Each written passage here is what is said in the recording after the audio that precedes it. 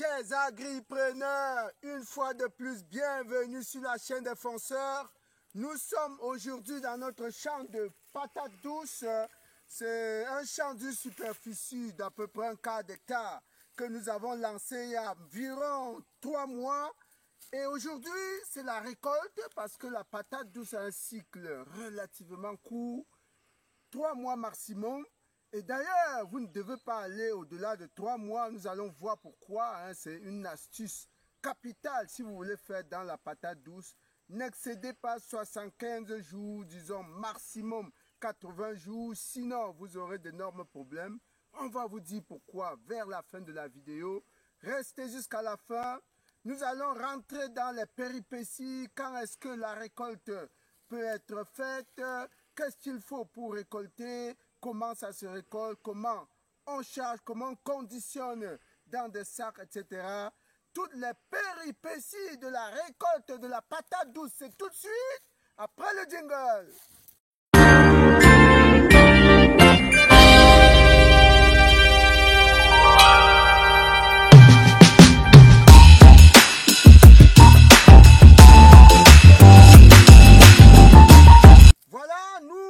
Retrouvons donc pour cette vidéo sur la récolte de la patate douce.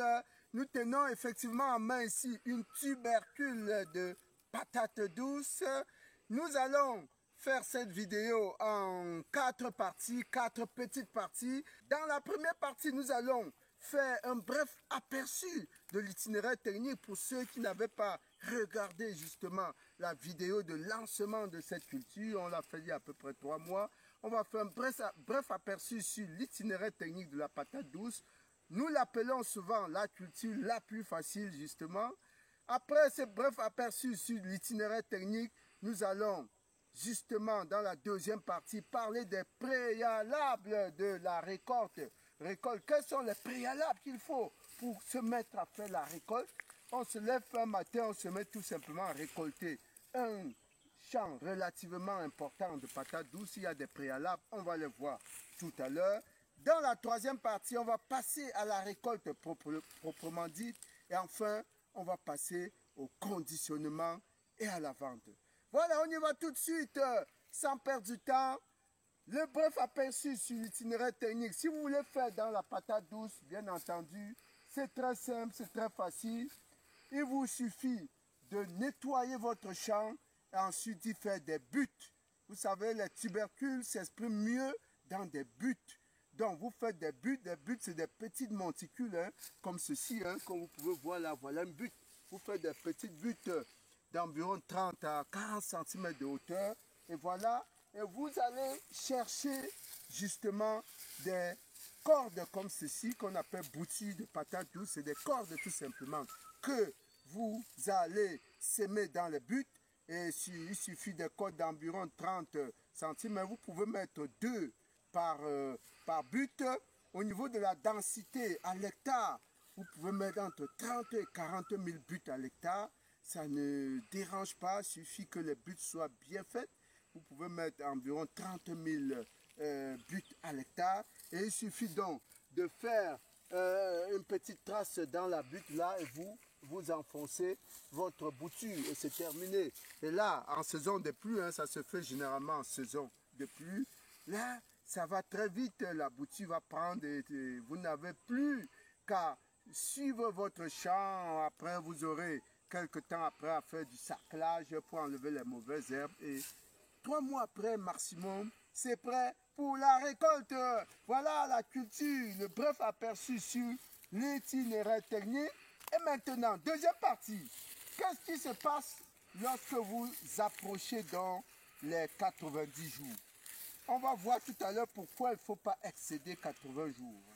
Déjà, au niveau du 75e jour, vous pouvez justement aller tester, vérifier comment se comportent vos tubercules dans la butte. Il suffit de regarder, venez un peu, on va tester un peu pour voir. Après, au niveau du 115e jour, vous pouvez commencer à tester avec une petite daba. Vous ouvrez un peu votre butte, venez un peu là. On va tester, voir. au niveau du 75e jour, vous pouvez venir à côté là, vous testez un peu. Ah oui, vous voyez, vous testez un peu votre but pour voir si ça se tubérise déjà. Vous voyez comment là, c'est déjà prêt parce qu'on a atteint pratiquement 90 jours. Voilà, vous regardez, vous remuez un peu la terre, vous décalez pour voir le niveau de tubérisation. Donc, c'est comme ça que ça se teste hein, autour du 115e jour. Vous vérifiez pour voir comment ça se comporte, si c'est déjà prêt et si le feuillage présente déjà quelques signes de vieillesse, quelques signes de sénescence. C'est comme ça qu'on appelle, quand la feuille vieillit, on parle de sénescence. Donc, si les feuilles présentent déjà quelques signes de jaunissement, de sénescence, au niveau du 75e jour, sachez que votre patate douce est pratiquement prête pour la récolte. Ça, c'est dans les préalables. Alors, comment donc vous faites quand vous voulez, quand c'est appui commercial, comment ça se passe? La première chose, c'est de faire une étude préalable de marché. Hein. C'est-à-dire, vous ne récoltez pas là et vous amenez au marché. Non. Quelques semaines avant la récolte, vous vous rendez sur le marché pour vous enquérir du niveau des prix et surtout du conditionnement. Dans quel type de sac est-ce que la patate se vend? Et vous allez le voir généralement. Nous allons vous montrer dans quel type de sac la patate se vend. Le plus souvent, ça se vend dans des sacs comme ça. Lorsque vous n'en avez pas en grande quantité, vous mettez dans des sacs comme ça qu'on appelle au Cameroun sac bako. Hein, ça se met dans des sacs comme ça et on surélève toujours hein, avec un petit chapeau. Ou alors, lorsque vous en avez en grande quantité, vous utilisez plutôt des sacs de 50 kg. Hein, c'est des sacs récupérés. C'est des sacs récupérés. Ça, c'est un sac de farine de 50 kg.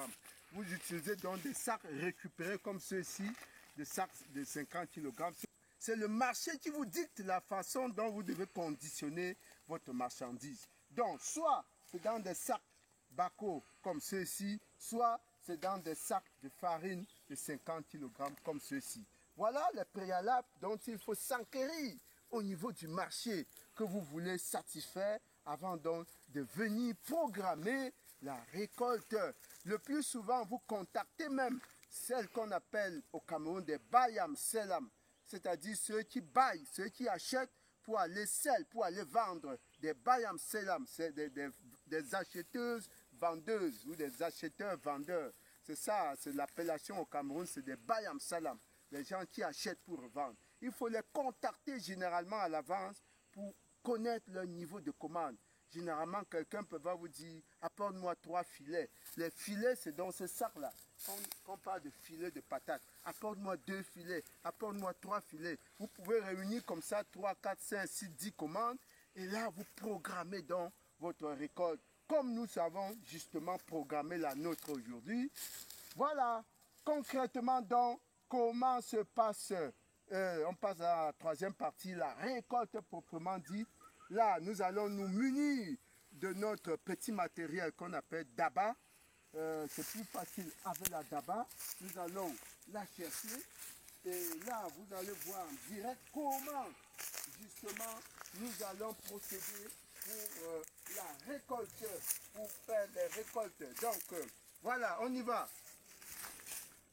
On va donc aller à notre pied test qu'on a commencé tout à l'heure pour pouvoir justement effectuer cette récolte.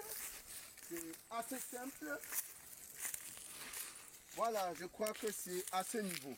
Normalement, quand il pleut encore, lorsqu'on est en saison pluvieuse, vous n'avez même pas besoin de tabac.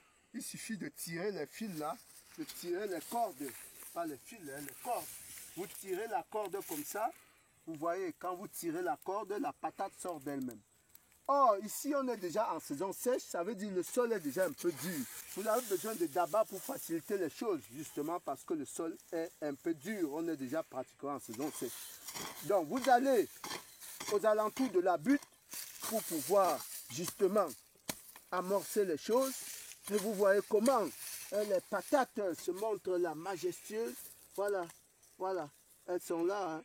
Voilà, elles sont là. Ici, on a une bonne butte bien pleine. Hein. Voilà. Et quand vous récoltez, donc, vous les mettez donc juste un tas. On va venir charger après pour pouvoir mettre dans le sac, dans le sac. Alors la prochaine butte est où on va encore creuser une ou deux buttes avant de commencer le conditionnement. Vous voyez, voilà où se trouve la prochaine butte. Voilà, la voici.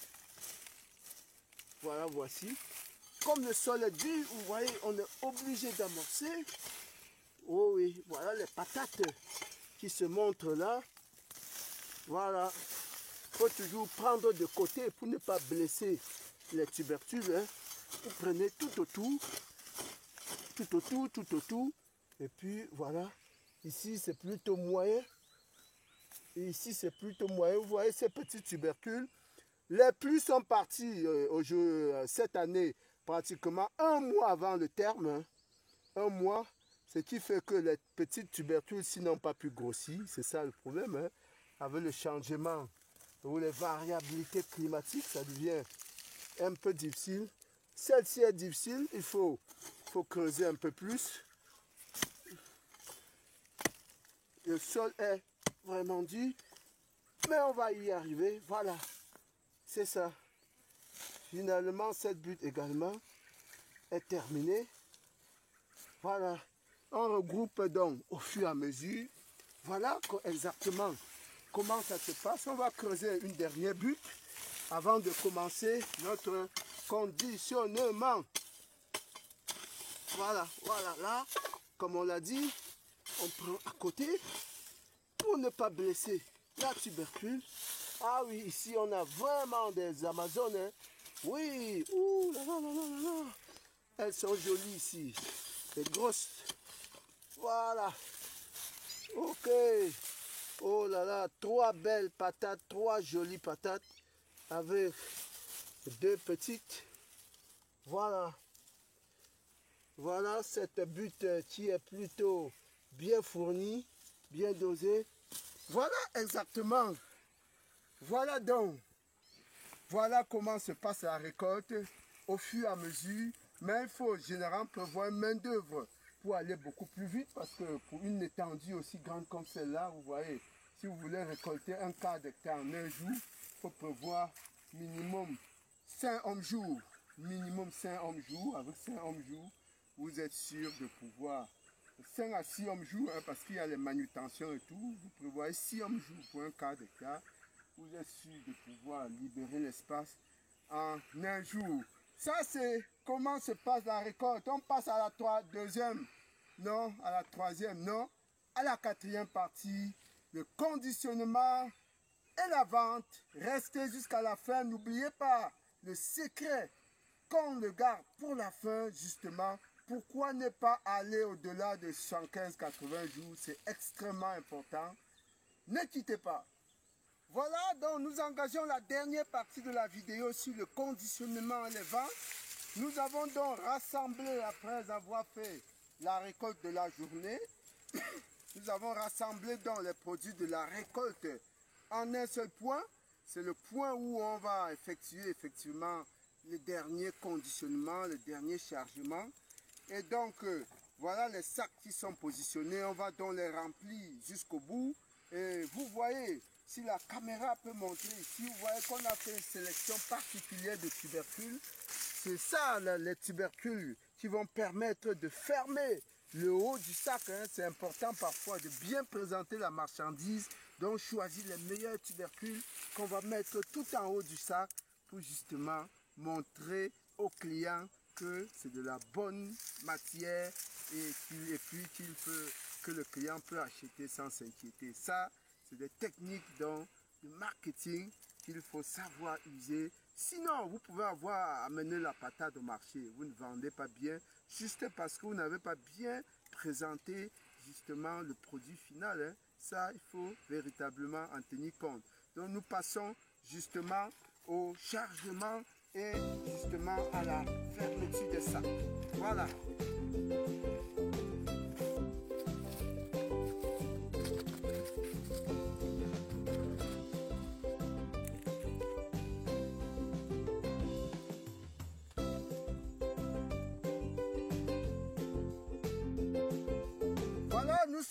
pratiquement à la fin du conditionnement pour cette journée. On a obtenu 3 filets de patates douces. On va continuer demain. On va absolument finir demain. Il faut mobiliser davantage de personnes pour finir demain. Ce qu'il faut dire, c'est que au niveau du rendement, c'est très mitigé parce que, comme on le disait au début, les pluies sont parties un peu plus vite qu'on ne le croyait, ou alors on a mis les patates avec un léger retard, ce qui fait que la tubérisation n'est pas arrivée à son terme. Il y a beaucoup de petites tubercules qui auraient dû grossir davantage. Voilà. Et là, nous n'oublions pas l'astuce que nous avons promise dès le départ. Pourquoi ne pas aller au-delà de 75 jours quand il s'agit de la patate douce? Soyez très vigilants. On va vous montrer tout de suite. En réalité, les chenilles sont extrêmement... les patates, autant pour moi, sont extrêmement sensibles aux chenilles. Dès que les patates atteignent la maturité, elles commencent à être convoitées par les chenilles, comme vous pouvez justement le voir sur celle que nous allons vous présenter. Vous voyez, toutes ces taches noires-là, ces patates sont désormais impropres à la commercialisation, à la consommation. Personne ne voudra acheter ces patates-là qui sont complètement charançonnées ou bien, n'est-ce pas, envahies de chenilles. Il suffit qu'on les casse. Vous allez voir comment, ici, ce n'est pas encore profondément ancré, mais si on les, vous voyez comment c'est perforé là au début.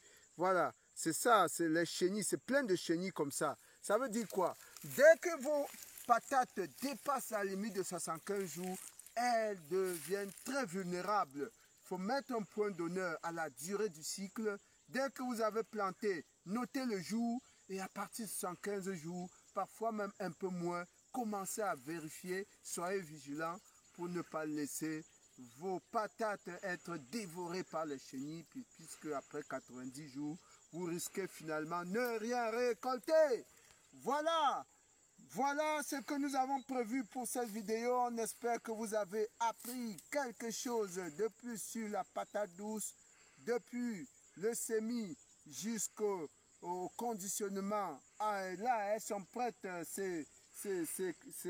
et là, ils sont déjà prêts pour le marché. Il y a des femmes qui les attendent déjà justement dès demain matin, 6 heures.